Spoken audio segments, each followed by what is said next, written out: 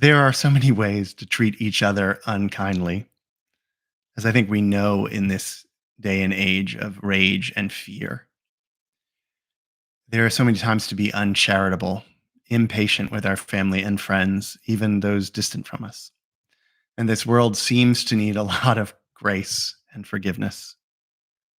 So I want to talk about that as we conclude the sections in Hebrew Bible about things wrongly called leprosy, that are afflictions without any seeming cause, what we would just recognize as natural processes, but seem to have a moral and spiritual valence as the book of Leviticus understands them, and such that we might account people as morally failing, as spiritually corrupt for their outward affliction. There's an otherwise wonderful rabbi named Resh Lakish, as described in Talmud and Midrash in the rabbinic writings, who, when he would see someone of leprous affliction, he would toss stones towards them so that presumably they would not defile other people. Say, go to your own place, separate yourselves, go to the sanitarium, so to speak, as they had in later eras for lepers, leper colony. But his actions clearly bespeak a lack of compassion. Right? There are many ways to alert someone who is carrying germs that you'd rather not sit next to them on the bus. But throwing stones at them doesn't seem to be the best. I welcome Gene. There's got to be a better choice, and that's what I want to explore. The ways in which we can be haughty with each other, the ways in which we can be unfeeling, and perhaps the cures to that kind of thing, the moral imagination that's required for artists and others to have perspective and humility when faced with our others' shortcomings, but frankly, the ways in which they alert us to our own failings, our own mistakes. So, a big part of this chunk of Hebrew Bible this week is issues around house affliction. What seems to me mold. Right? It's not explicitly called that. It's the same word of leprosy is used in parallel, but I think what they're describing is household mold, the kind of thing that can cost you $60,000 to remediate, God forbid.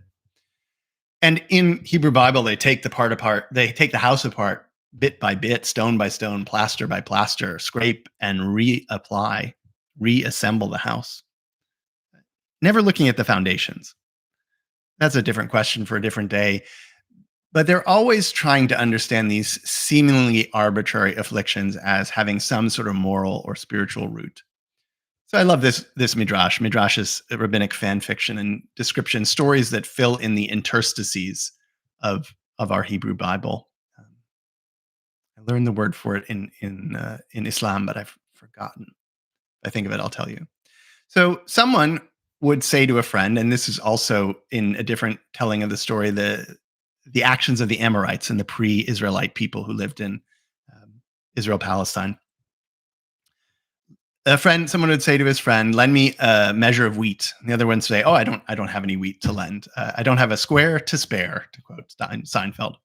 Or a measure of barley, and the other one said, "Oh, I have nothing." Or measure of dates. "Oh, I don't have any dates. I'm so sorry. I have no sugar to lend." Right? We ask our neighbors sometimes for sugar or an egg. If you have a good relationship with a neighbor. Or a woman might say to her friend, Can I borrow your sieve?" And she says, "Oh, I don't have anything. I don't have a sifter."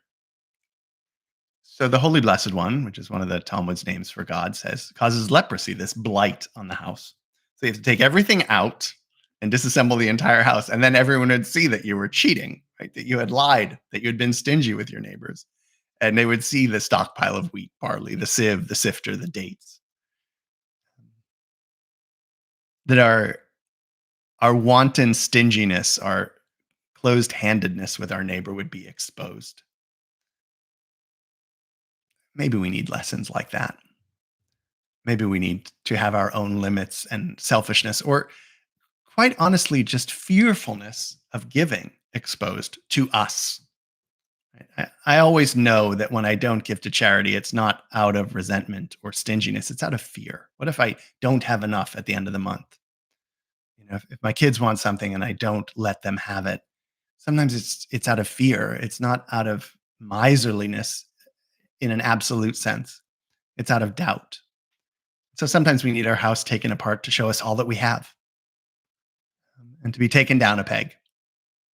So one of the closing rituals for purification from leprosy, and again, leprosy seems to encompass a lot of different states, but both to a house and to one's skin.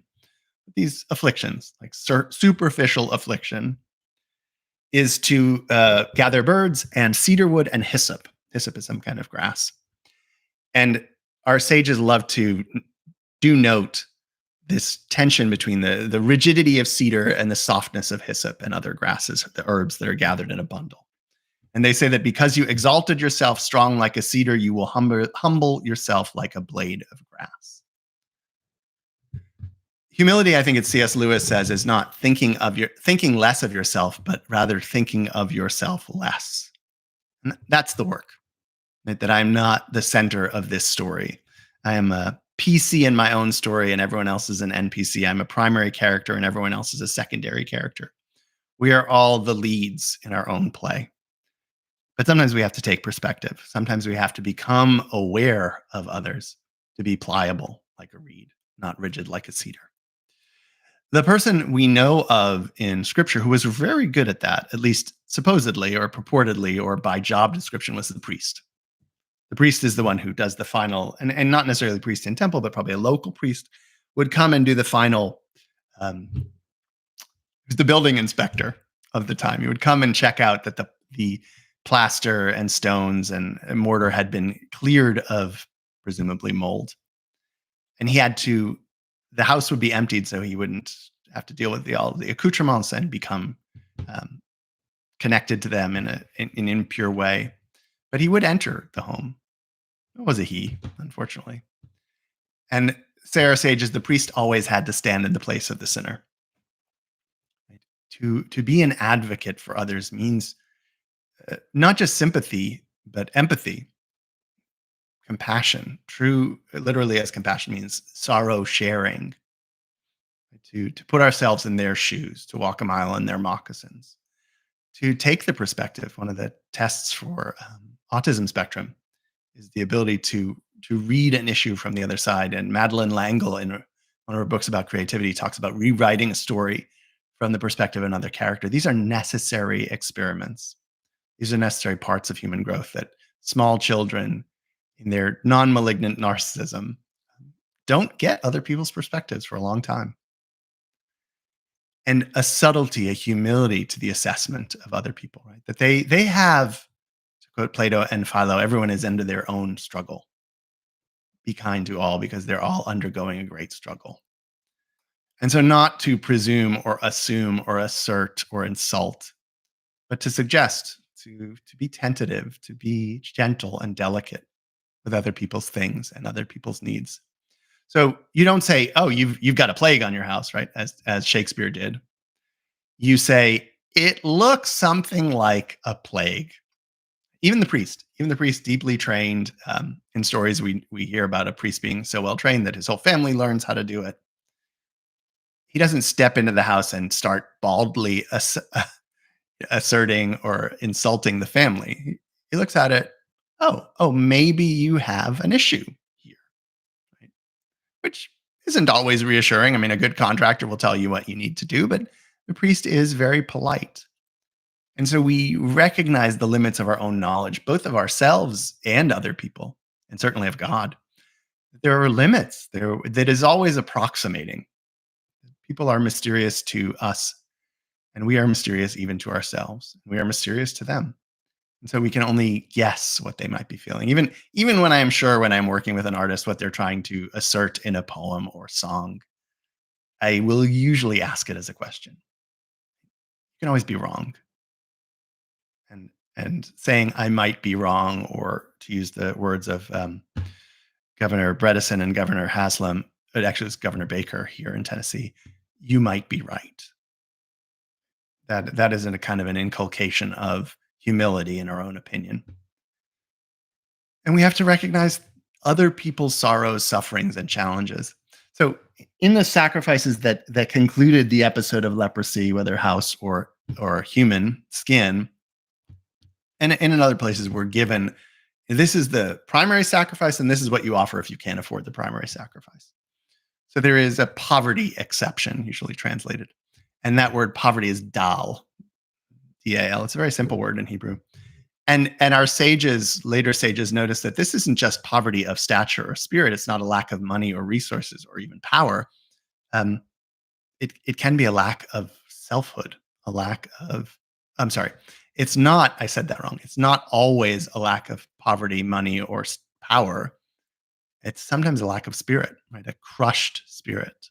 That's the way you describe depression in Hebrew. It's having a crushed spirit. And some things we don't see. I always noted that people in the hallway seemed much more confident than they did once they entered my office, and picked up the tissues to cry. We don't know what's behind the mask.